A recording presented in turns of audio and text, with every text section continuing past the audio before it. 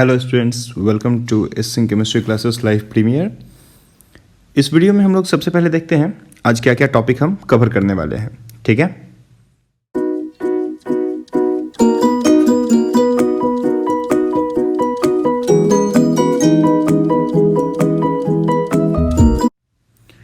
तो हम लोग का पहला टॉपिक है percentage by weight. Percentage by weight, right. अगर हम कोई भी दो सब्सटेंस, एक सॉल्यूट और एक सॉल्वेंट को आपस में मिक्स करते हैं तो हम वहां पे दोनों ही सब्सटेंस के परसेंटेज को कैसे, वेट के परसेंटेज को कैसे निकाल सकते हैं, मतलब उन लोग का वेट फ्रैक्शन हम कैसे निकाल सकते हैं। ठीक है, तो पहला टॉपिक है परसेंटेज वेट फ्रैक्शन। तो परसेंटेज वेट फ्रैक्शन अगर हम लोग निकालने जाएं तो क्या करना होगा। सपोज कर लो कि वेट ऑफ सॉल्यूट जो है, वेट ऑफ सॉल्यूट क्या है, WA, and wait of solvent है, ये क्या है, WB। आप इस चीज को सपोज कर लो कि वेट ऑफ सॉल्यूट क्या है, WA, और वेट ऑफ सॉल्वेंट क्या है, WB। तो वेट ऑफ सॉल्यूशन क्या हो जाएगा, वेट ऑफ सॉल्यूशन क्या हो जाएगा, वेट ऑफ सॉल्यूशन हो जाएगा WA plus WB। Weight of solute plus weight of solvent is equal to weight of solution. अब इसमें से किसी भी एक सब्सटेंस, या तो सॉल्यूट या फिर सॉल्वेंट का हम वेट फ्रैक्शन कैसे निकाल सकते हैं। तो अगर हम यहां पे बोले कि weight fraction of solute A, weight fraction of solute A, solute A का जो वेट फ्रैक्शन होगा वो क्या होगा, तो weight of solute upon total weight, है ना। वेट फ्रैक्शन कैसे निकाल देंगे, wait of solute A upon total weight. अब टोटल वेट क्या है, WA प्लस WB, मतलब वेट ऑफ सॉल्यूशन। सिमिलरली अगर हम लोग को वेट फ्रैक्शन ऑफ सॉल्वेंट निकालना हो तो हम क्या कर देंगे, WB by WA plus WB, है ना। अब बात करते हैं कि परसेंटेज वेट फ्रैक्शन अगर निकालना हो, percentage weight fraction of solute A या फिर सॉल्वेंट B अगर हमको निकालना हो तो हम कैसे निकाल देंगे, इंटू 100 कर देंगे, तो वेट फ्रैक्शन निकल जाएगा। क्लियर है मेरी बात ना। तो आप ध्यान दो, यहाँ पे बताया गया है परसेंटेज बाय वेट कैसे निकाल सकते हैं। क्या होता है, the number of gram of solute dissolved in 1 gram of solution is called weight fraction of solute. देखो ये टर्म जो है ना, वेट फ्रैक्शन ऑफ सॉल्यूट, ये बहुत बार न्यूमेरिकल्स में यूज होगा। ठीक है, आपको क्वेश्चन में न्यूमेरिकल्स जब देगा तो न्यूमेरिकल्स में आपको क्या कर देगा, बोल देगा ऐसे कि 5% wait of solute in solution. ठीक है, इसका मतलब क्या हो जाएगा कि वेट ऑफ सॉल्यूट जो है वो है 5 ग्राम, है ना, 5 ग्राम, और वेट ऑफ सॉल्यूशन जो है वो कितना है, 100 ग्राम। तो 100 मतलब 100 ग्राम को वेट ऑफ सॉल्यूशन है, तो वेट ऑफ सॉल्वेंट क्या हो जाएगा, वेट ऑफ सॉल्वेंट हो जाएगा आपका 95 ग्राम। देखो यहाँ पे आपको इस चीज को समझना होगा, क्वेश्चन में आपको ऐसे टर्म मेंशन कर देगा, सॉल्यूट जो है वो 5% है ना, 5% बाई वेट है, तो 5% बाई वेट ऑफ सॉल्यूट अगर बोल दिया, ठीक है, तो आपको यहाँ पे क्या बताना होगा, आपको यहाँ पे तुरंत देख लेना होगा कि भाई WA का वेट और WB के वेट के रिस्पेक्ट में बात कर रहा है, मतलब टोटल जो सॉल्यूशन का वॉल्यूम वेट है वो 100 होगा, उसमें सॉल्यूट का जो वेट है वो 5 होगा और सॉल्वेंट का जो वेट है वो 95 होगा। क्वेश्चन में आपको हमेशा ऐसे मेंशन करके देगा। ठीक है, जब हम लोग क्वेश्चंस देखेंगे तो वहां पे इस चीज को हम फिर से एक बार रिकॉल कर देंगे। तो वेट फ्रैक्शन हम कैसे निकाल सकते हैं, वेट फ्रैक्शन निकाल सकते हैं WA by WA plus WB। यहाँ पे देखो स्मॉल और कैपिटल W को हम ले लिए थे, उसको हम WA WB में कर दिए ताकि आपको कोई कंफ्यूजन नहीं हो। Where WA gram of solute is dissolve in WB gram of solvent. ठीक है, तो weight of solute in gram upon weight of solute in gram upon weight of solvent in gram into 100 अगर कर देंगे तो क्या निकल जाएगा, परसेंटेज वेट निकल जाएगा, जो कि आप यहाँ पे देख लिए। ठीक है, तो ये है आपका परसेंटेज बाय वेट या परसेंटेज वेट फ्रैक्शन। ठीक है, सॉल्यूट का हम निकालें, सिमिलरली आप सॉल्वेंट का भी निकाल सकते हो। ओके, चलिए नेक्स्ट टॉपिक को हम लोग देखें। तो दूसरा टॉपिक है हम लोग का परसेंटेज बाय वॉल्यूम या वॉल्यूम फ्रैक्शन। अब वॉल्यूम फ्रैक्शन हम कैसे निकाल सकते हैं? तो सिमिलरली एकदम वेट वाले जैसे हम लोग निकाले वेट फ्रैक्शन, वैसे ही निकालेंगे वॉल्यूम फ्रैक्शन। हम मान लें कि दो सॉलिड्स, दो लिक्विड्स हैं। पहले आपको ध्यान में रखना होगा कि लिक्विड इन लिक्विड के लिए होता है, ठीक है। वॉल्यूम फ्रैक्शन हम लोग किसके लिए यूज कर सकते हैं? तो एक ऐसे सॉल्यूशन के लिए जहां पे लिक्विड इन लिक्विड हो, सॉल्यूट और सॉल्वेंट दोनों ही क्या हो, लिक्विड हो। तो वहां पे हम मान लेते हैं कि भाई कुछ सॉल्यूट है, उसका कुछ ml डिसॉल्व कर गया 1 ml ऑफ सॉल्यूशन में, है ना। तो देख लो कैसा होगा। सपोज मान लो कि वॉल्यूम ऑफ सॉल्यूट जो है वो है VA और वॉल्यूम ऑफ सॉल्वेंट जो है उसको हम लोग क्या मान ले, VB। तो वॉल्यूम ऑफ सॉल्यूशन क्या हो जाएगा? टोटल वॉल्यूम ऑफ सॉल्यूशन क्या हो जाएगा? Sum of solute and solvent VA plus VB, right. तो वॉल्यूम ऑफ सॉल्यूशन को हम लोग VL लिख सकते हैं। VL क्या है? VA plus VB, okay. अब देखो इसमें किसी का भी फ्रैक्शन अगर निकालना हो तो हम क्या बोल देंगे कि फ्रैक्शन वॉल्यूम ऑफ या वॉल्यूम फ्रैक्शन अच्छा टर्म रहेगा। तो एक काम करते हैं, इसको हम वॉल्यूम फ्रैक्शन ही लिख देते हैं, ठीक है। क्या लिख दें? Volume fraction of solute, volume fraction of solute A, है ना। Volume fraction of solute A क्या हो जाएगा? VA by total volume VA plus VB। और अगर इसी को हम लोग परसेंटेज वॉल्यूम फ्रैक्शन निकालना हो तो क्या कर देंगे? इनटू 100, है ना। तो इस चीज़ को आप ध्यान में रखिएगा। सिमिलरली आप सॉल्वेंट के लिए कर सकते हो। अगर हम लोग सॉल्वेंट के लिए कर देंगे तो क्या हो जाएगा? सॉल्वेंट के लिए हो जाएगा आपका percentage volume fraction of solvent, percentage volume fraction of solvent, volume fraction of solvent B is equal to क्या हो जाएगा? VB by VA plus VB into 100। Clear है मेरी बात? कोई दिक्कत नहीं ना। तो सॉल्यूट के लिए निकालना हो या सॉल्वेंट के लिए निकालना हो, हम लोग इस चीज़ को इजीली निकाल सकते हैं। और ये सब हम लोगों से न्यूमेरिकल्स में बहुत ज़्यादा यूज होंगे, ये टर्म्स न्यूमेरिकल्स में बहुत ज़्यादा यूज होते हैं। तो देखिए मैंने यहाँ पे आपको अच्छे से थ्योरीज में भी लिख दिया है ना, तो आप उसको देख लो।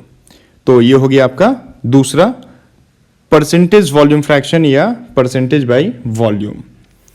तीसरे टॉपिक को हम लोग देखें तो मोल फ्रैक्शन, मोस्ट इंपॉर्टेंट, बहुत इंपॉर्टेंट, बहुत इंपॉर्टेंट, ठीक है। एकदम इसके ऊपर हम स्टार बना देते हैं।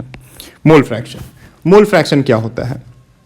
तो मोल फ्रैक्शन में हम लोग मान लेते हैं कि एक सॉल्यूशन है, एक कंटेनर है, इस कंटेनर के अंदर में A और B, एक सॉल्यूट है A और सॉल्वेंट है B। आप हमेशा याद रखना A इज इक्वल टू, हम लोग हमेशा बात कर रहे हैं इस वीडियो में सॉल्यूट के लिए, और B इज इक्वल टू हमेशा हम लोग क्या बोल रहे हैं? सॉल्वेंट के लिए। तो A और B अगर दो आपके कंपोनेंट्स हैं, सॉल्यूट और सॉल्वेंट एक सॉल्यूशन के, तो A का कुछ मोल रहा होगा और B का कुछ मोल रहा होगा एक सॉल्यूशन में, ठीक है। तो हम लोग मान लेते हैं कि moles of A is equal to Na and moles of B is equal to Nb। तो टोटल मोल्स कितना हो जाएगा बताओ? तो टोटल मोल्स ऑफ सॉल्यूशन क्या हो जाएगा? टोटल मोल्स या फिर मोल्स ऑफ सॉल्यूशन क्या हो जाएगा?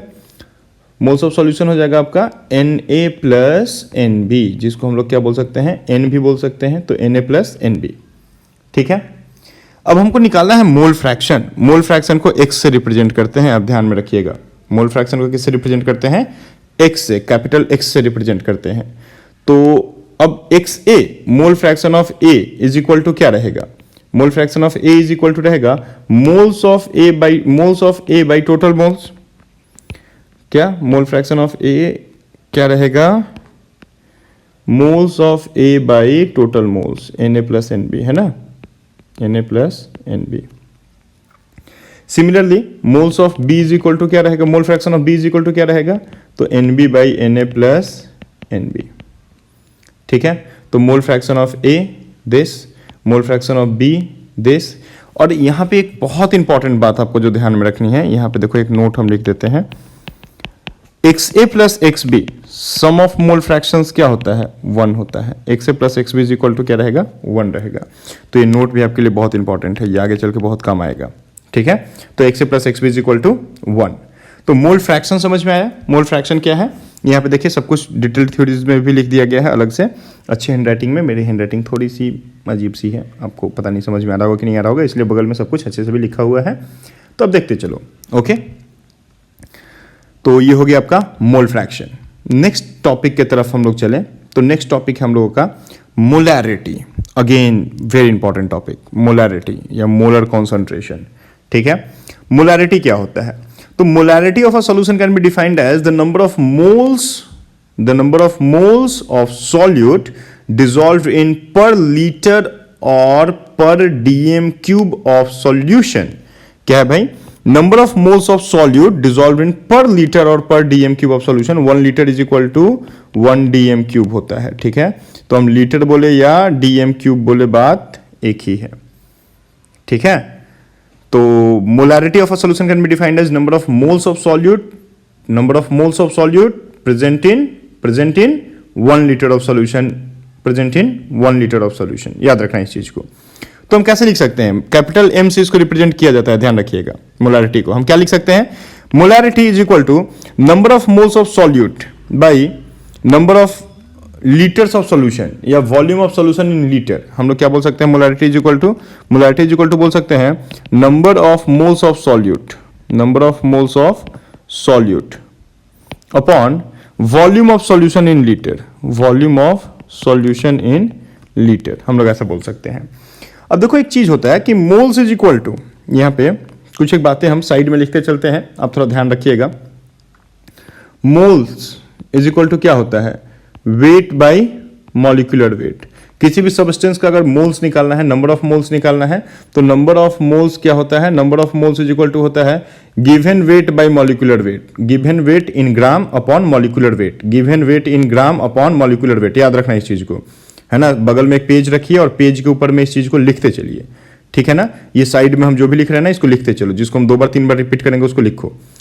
Number of moles of any substance is equal to weight of that substance in gram upon molecular weight. तो weight of that substance in gram upon molecular weight. अब यहाँ पे देखो मोल्स टर्म यहाँ पे है, तो इस मोल टर्म के जगह पे हम क्या लिख सकते हैं? मोल टर्म के जगह पे हम लिख सकते हैं m is equal to number of moles of solute. तो लिख सकते हैं weight of solute in gram upon molecular weight of solute. ध्यान रखो क्या भाई? मोल्स के जगह पे हम क्या लिख सकते हैं? मोल्स के जगह पे हम लिख सकते हैं weight of solute in gram upon molecular weight of solute into क्या है नीचे में मेरा बचा हुआ अभी? Volume of solution in litre. तो volume of solution in litre हम ऐसे लिख दिए, वी और उसके सबस्क्रिप्ट में एल लिख दिए।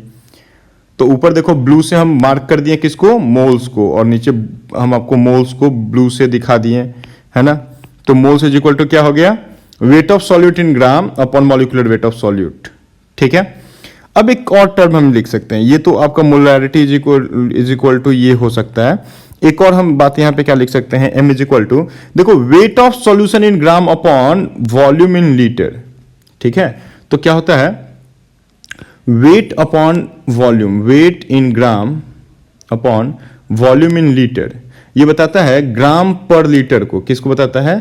ग्राम पर लीटर को। तो ग्राम per litre strength of solution होता है ना। क्या होता है? Strength of solution in gram per litre.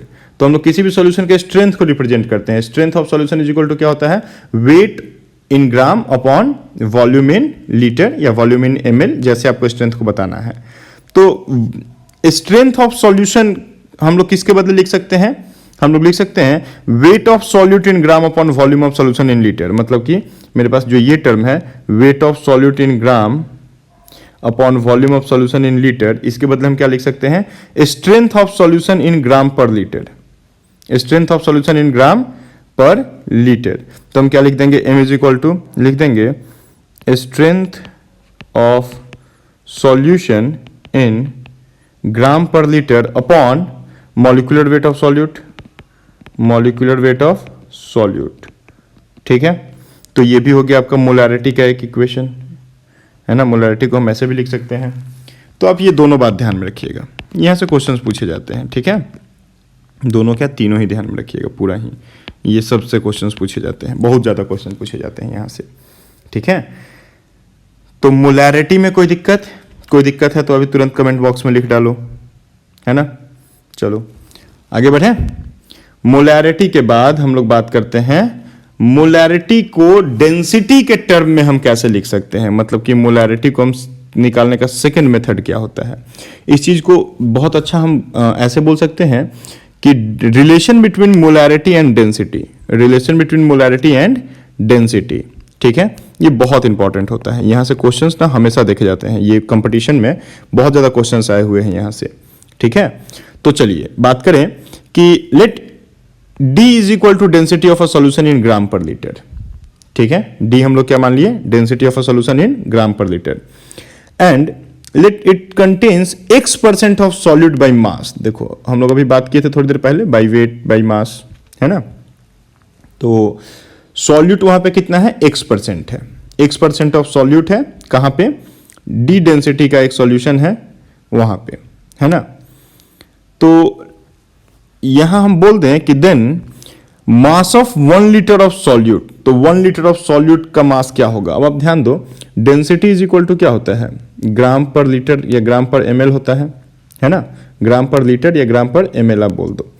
तो अगर हम लोग बात कर दे कि मास मतलब ये ग्राम इज इक्वल टू ये वेट, मतलब कि एक सेकंड रुक जाओ, ऐसे तुम हो जाओगे कंफ्यूज, और हमको नहीं करना है तुमको थोड़ा सा भी कंफ्यूज, ठीक है, क्योंकि एक तो ऐसे ही तुम्हारा छोटा सा दिमाग है, उस छोटे से दिमाग में एक हम बड़ा सा कॉन्सेप्ट डालने की कोशिश कर रहे हैं, कंफ्यूज हो जाओगे तब तुम बात इधर से उधर फिसल जाएगी, ठीक है। तो क्या लिखना है भाई, हमको लिखना है कि density is equal to weight in gram upon volume in ml और लीटर, जो भी आपको लिखना है आप लिख दो। तो वॉल्यूम इन लीटर हम लिख देते हैं यहाँ पे, ठीक है। तो देखो वेट अगर किसी भी सॉल्यूट का हमको निकालना है, किसी भी सब्सटेंस का वेट अगर निकालना है डेंसिटी के हेल्प से, तो हमको क्या करना होगा, हमको वॉल्यूम इन लीटर या वॉल्यूम इन एमएल को जा करके इनटू कर देना होगा, किसके साथ में, मल्टीप्लाई कर देना होगा डेंसिटी के साथ में। तो हम क्या बोल सकते हैं weight is equal to density into volume in litre बोल सकते हैं यहाँ पे, अगर वेट निकालना हो हमको एक सब्सटेंस का। तो weight is equal to density in litre, वही चीज हम यहाँ पे देखो कर रहे हैं, क्या कर रहे हैं, मास ऑफ 1 लीटर सॉल्यूशन अगर हमको निकालना है, तो 1 लीटर सॉल्यूशन का अगर हमको मास निकालना है, मतलब वेट निकालना है, तो हम क्या कर देंगे, एमएल के टर्म में हम निकालने जा रहे हैं, एमएल के टर्म में निकालने जा रहे हैं, तो 1000 इंटू डी कर देंगे, है ना, मतलब वॉल्यूम। तो ये वॉल्यूम इन एमएल अगर हम लोग लिखेंगे तो क्या लिख देंगे, 1000 लिख देंगे 1 लीटर को, तो 1000 इंटू डी कर दिए, इतना ग्राम, देखो यहाँ पे वेट का यूनिट है, ठीक है। तो 1000 इंटू डी ग्राम। अब मान लो कि मास of solute in 1 litre, mass of solute in 1 litre अगर हमको निकालना है, तो मास ऑफ सॉल्यूट कितना था मेरा, X% था ना यहाँ पे, तो X% था, तो X/100 इंटू दिस कर देंगे, X/100 इंटू दिस कर देंगे, राइट। यहाँ पे मेरा कितना था, 1 लीटर में कितना था मेरा मास, इतना था, 1 लीटर में मेरा मास कितना था, ये था। तो X% में मतलब कि X% अगर सॉल्यूट उसमें आ जाएगा तो मास ऑफ सॉल्यूट कितना हो जाएगा, तो मास ऑफ सॉल्यूट हो जाएगा X/100 इंटू दिस।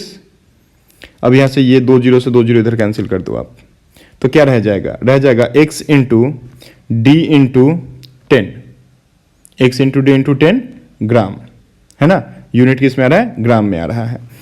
तो number of moles of solute in 1 litre, number of moles of solute in 1 litre is equal to क्या आ जाएगा। अब देखो number of moles of solute in 1 litre, ये किसको बता रहा है, moles by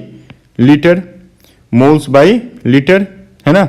number of moles of solute in 1 litre, इसका मतलब क्या है, moles of solute dissolved in 1 litre of solution, मतलब मोलैरिटी, बिल्कुल मतलब मोलैरिटी।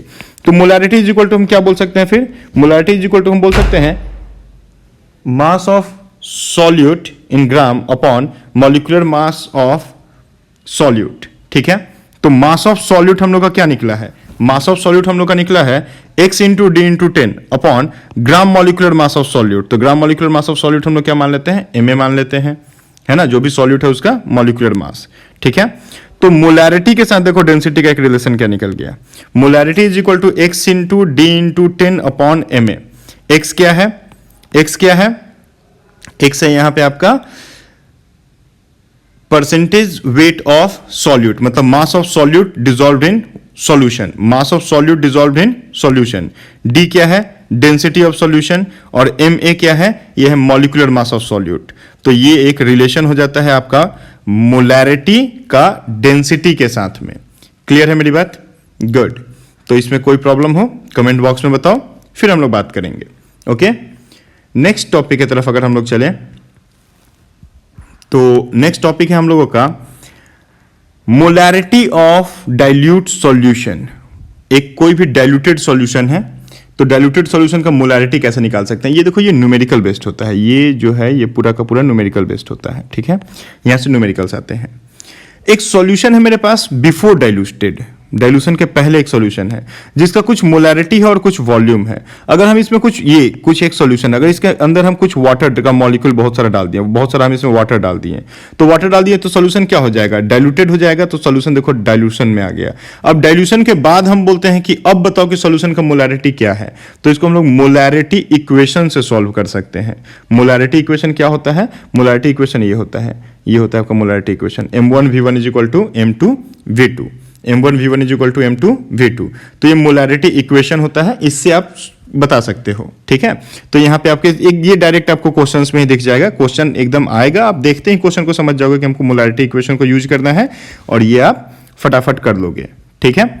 नेक्स्ट जो टॉपिक है वो है molarity of mixing, molarity of mixing, ठीक है।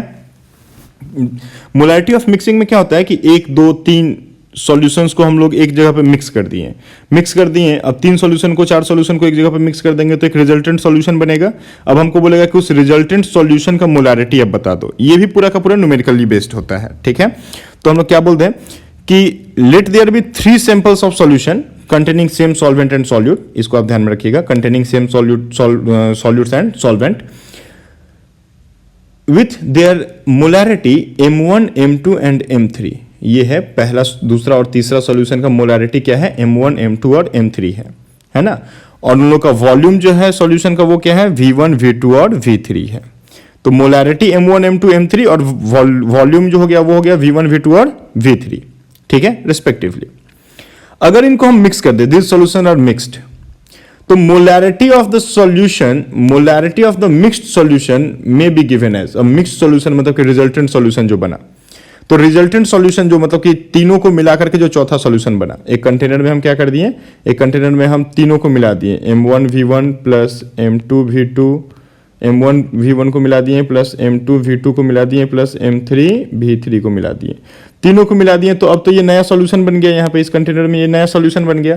अब ये जो नया सॉल्यूशन बना, इस नए सॉल्यूशन का मोलैरिटी क्या हो जाएगा, तो हम बोल देंगे कि M, इसका मोलैरिटी को हम क्या मान लेते हैं, रिजल्टेंट मोलैरिटी MR, और यहाँ पे वॉल्यूम क्या हो जाएगा, तो V1 plus V2 plus V3, है ना।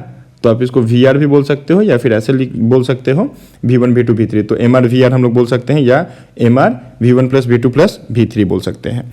तो ये तीनों सॉल्यूशन को अगर हम लोग मिक्स कर देंगे तो देखो कुछ ऐसा बन जाएगा, है ना, कुछ ऐसा ये इक्वेशन हम लोग को निकल के आएगा। क्लियर है मेरी बात, गुड।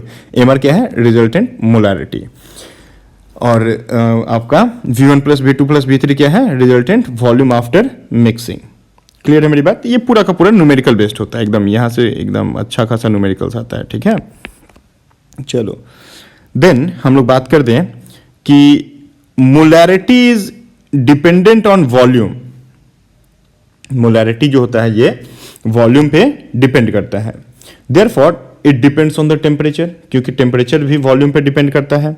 टेम्परेचर जो है वो वॉल्यूम पे डिपेंड करता है, इसीलिए मोलैरिटी जो है ये भी क्या होता है, वॉल्यूम पे डिपेंड कर जाता है। मोलैरिटी वॉल्यूम पे डिपेंड करता है, मोलैरिटी वॉल्यूम पे डिपेंड करता है, वॉल्यूम टेम्परेचर पे डिपेंड करता है, इसीलिए मोलैरिटी टेम्परेचर पे डिपेंड करता है। क्लियर है मेरी बात। ये क्वेश्चन पूछा गया है, ये WBJE में क्वेश्चन पूछा गया है, ध्यान रखिएगा कि मोलैरिटी जो है वो टेम्परेचर से अफेक्टेड होता है या नहीं होता है, तो होता है। क्यों होता है, क्योंकि मोलैरिटी को वॉल्यूम इफेक्ट करता है। अभी हम लोग देख रहे हैं भाई V1 V2 V3 सब वॉल्यूम इफेक्ट कर रहा है मोलैरिटी को। तो मोलैरिटी को वॉल्यूम इफेक्ट करता है और वॉल्यूम को टेम्परेचर इफेक्ट करता है ना, बॉयल्स लॉ। तो वहां से आप देख लो इस चीज को। क्लियर है।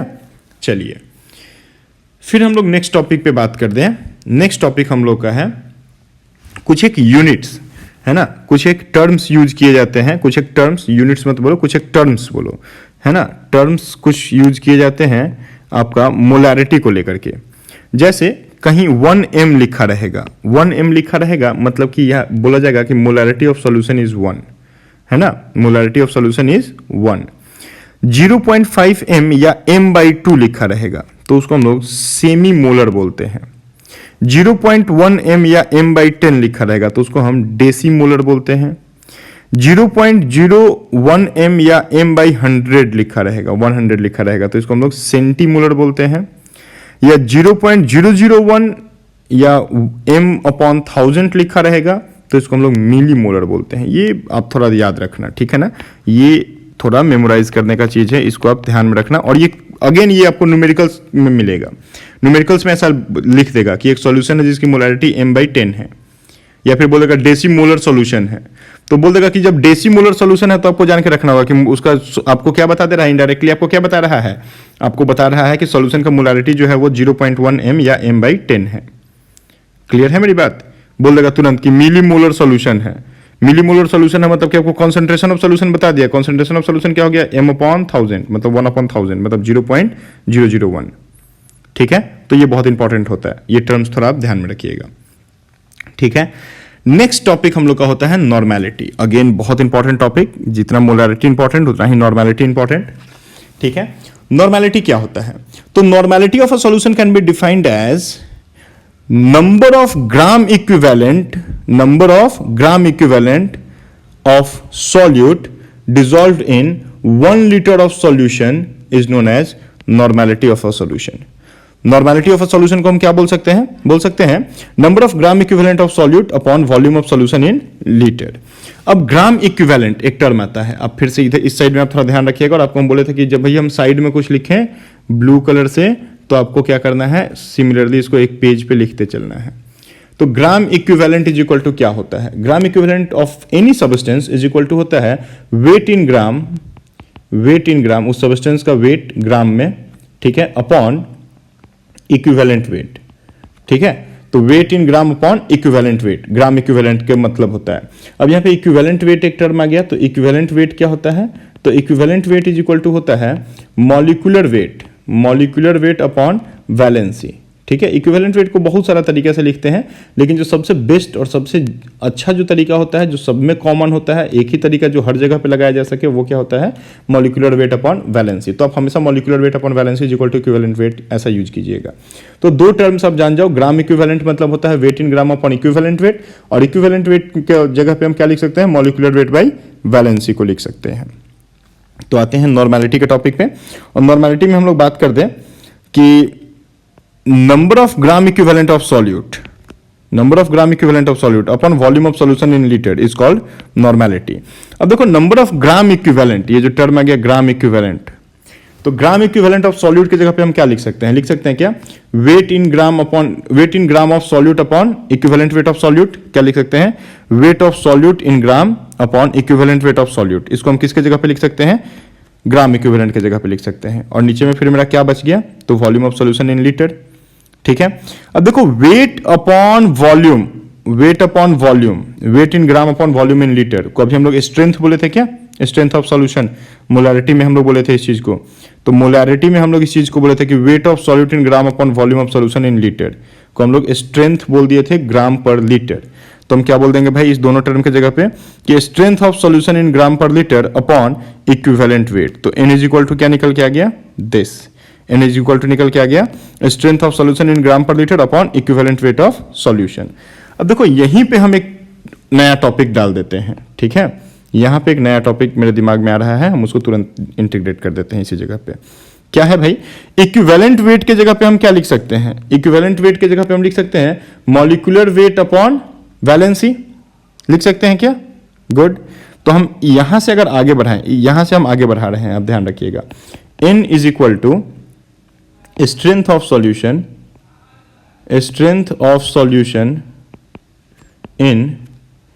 इन gram per litre, strength of solution in gram per litre. अरे इसको क्या हो गया यार, अपॉन इक्विवेलेंट वेट की जगह पे क्या लिख दें, इक्विवेलेंट वेट की जगह पे लिख देंगे molecular weight into valency, molecular weight into valency लिख सकते हैं। चलो, तो strength of solution in gram per litre in upon molecular weight into valency लिख दिए ना, n की जगह पे हम लिख दिए। ठीक है, तो n इज इक्वल टू ये हो गया। अब देखो strength of solution in gram per litre upon molecular wait को हम लोग मोलैरिटी बोलते हैं क्या। देखो तो अभी अभी हम लोग बात किए थे मोलैरिटी इज इक्वल टू क्या निकल के आया था यहाँ पे देखो, strength of solution in gram per litre upon molecular weight of solute को मोलैरिटी बोले थे। तो molarity is equal to strength of solution in gram per litre upon molecular weight of solute. तो यहाँ पर भी देखो तो वैसा ही टर्म हम लेकर के आ गए क्या, यहाँ पे हम टर्म लेकर के आ गए strength of solution in gram per litre upon molecular weight of solute.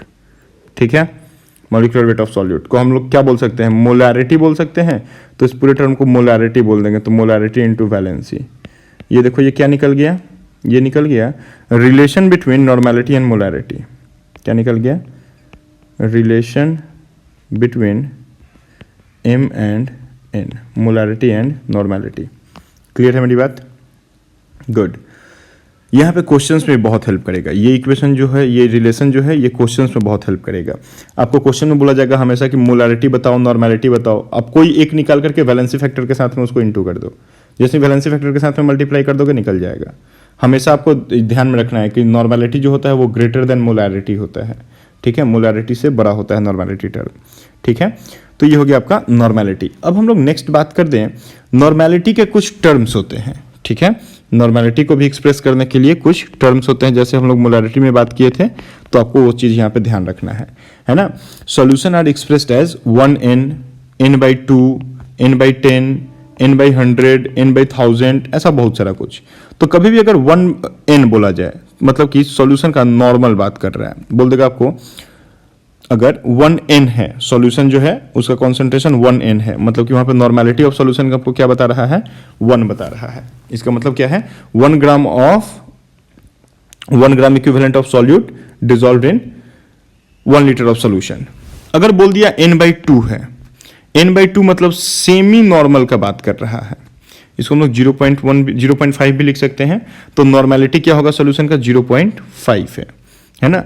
n/2 है तो हम लोग क्या बोल सकते हैं भाई कि नॉर्मेलिटी क्या हो गया, 1/2 मतलब 0.5 है ना। तो ये आपका होता है सेमी नॉर्मल। कभी भी अगर n/2 लिखा रहे तो सेमी नॉर्मल बोलते हैं।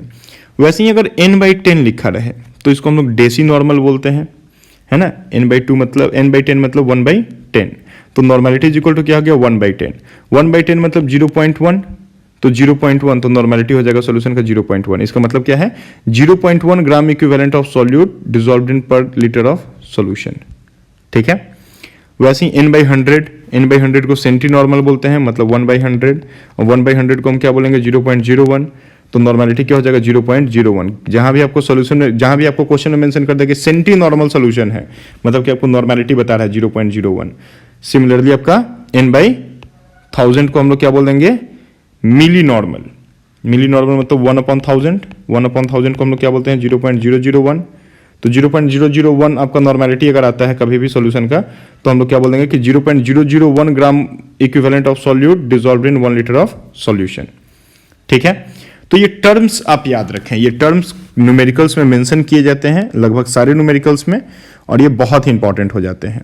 ओके, चलिए नेक्स्ट टॉपिक की तरफ हम लोग चलें। नेक्स्ट टॉपिक हम लोग का मोलालिटी।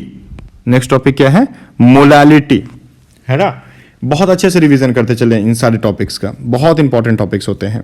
मोलालिटी में क्या होता है कि नंबर ऑफ मोल्स और gram molecules of solute dissolved in 100 gram of solvent. देखो अब सॉल्वेंट को क्या कर दिया, वेट में ले लिया, है ना। सॉल्यूट को क्या किया, अभी ग्राम मॉलिक्यूल्स या मोल्स में रखा है, सॉल्यूट को क्या रखा है, मोल्स में रखा है, और सॉल्वेंट को क्या कर दिया है, सॉल्वेंट को देखो यहां पे वेट में ले लिया है, 1 kg या 1000 ग्राम ऑफ सॉल्वेंट, है ना। तो कभी भी नंबर ऑफ मोल्स और gram molecules of solute dissolved in 1000 gram of a solvent is called molarity of a solution.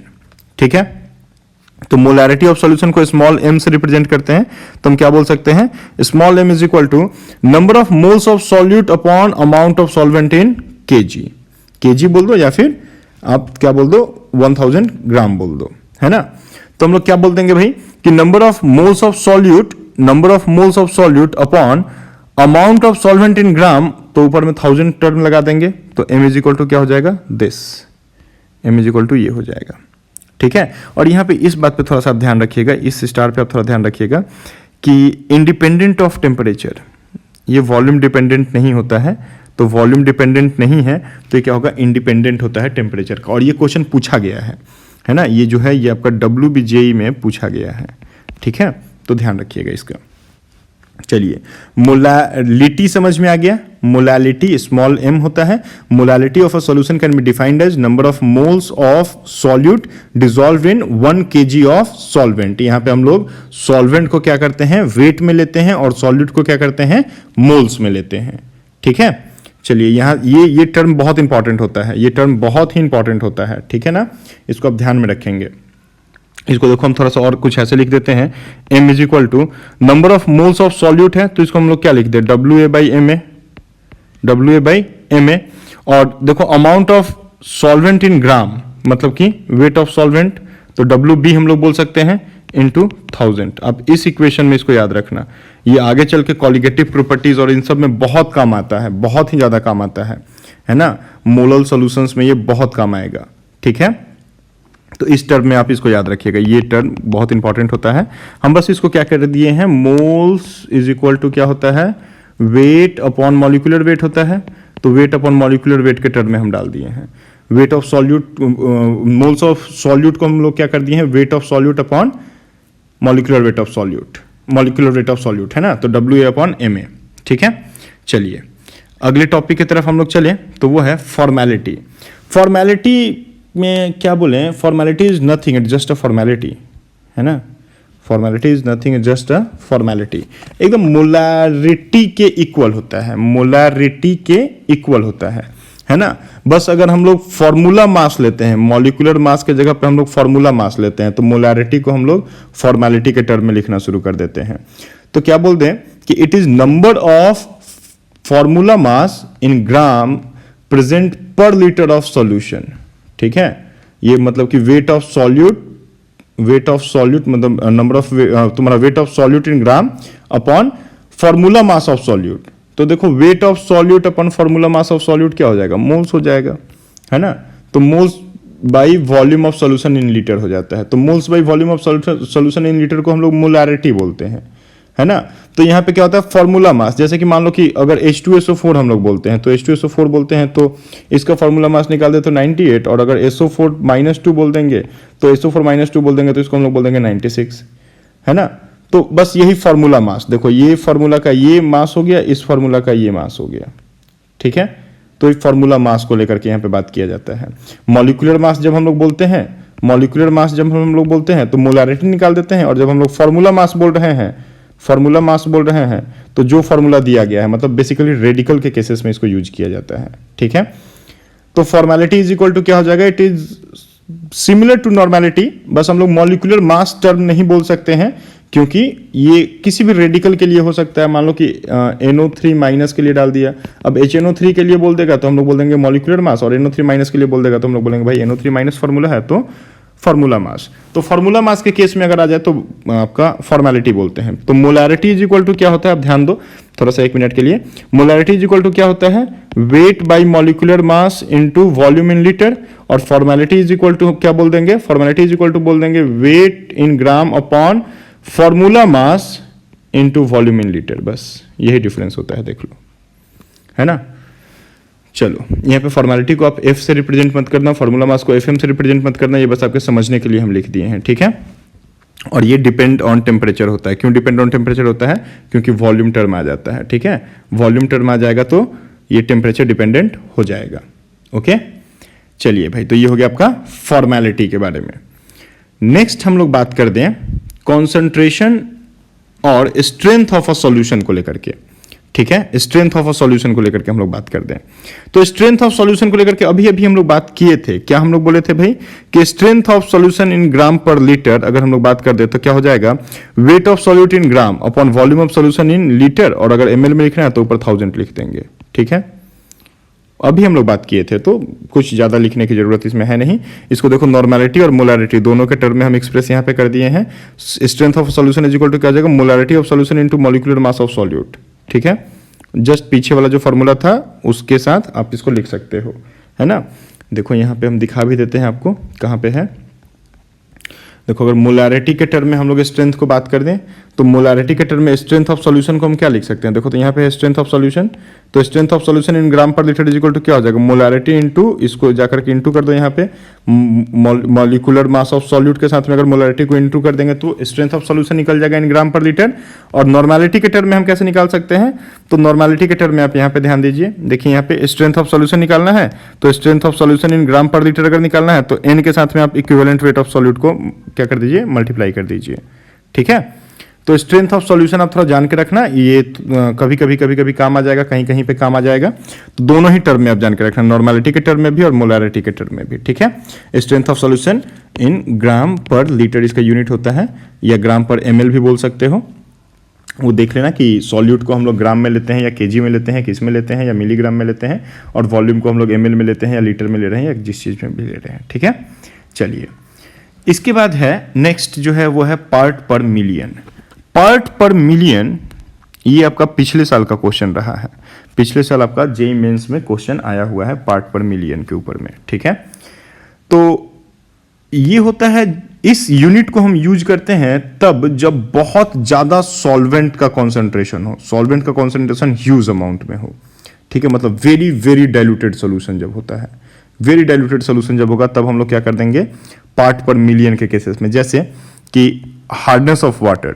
और वाटर का हार्डनेस देखो तो हार्डनेस के लिए जो केमिकल्स रिस्पॉन्सिबल होते हैं उन केमिकल्स के अमाउंट को अगर हम वाटर के अमाउंट के साथ ये करें, मान लो कि एक पॉन्ड का हमको या एक रिवर का हमको हार्डनेस निकालना है, तो रिवर का जितना वाटर का वॉल्यूम है, मतलब वाटर जो वहाँ पे सॉल्वेंट है उसका जो वॉल्यूम है वो तो बहुत ज़्यादा है, बहुत बहुत ज़्यादा है comparison to that chemical which is responsible for the hardness.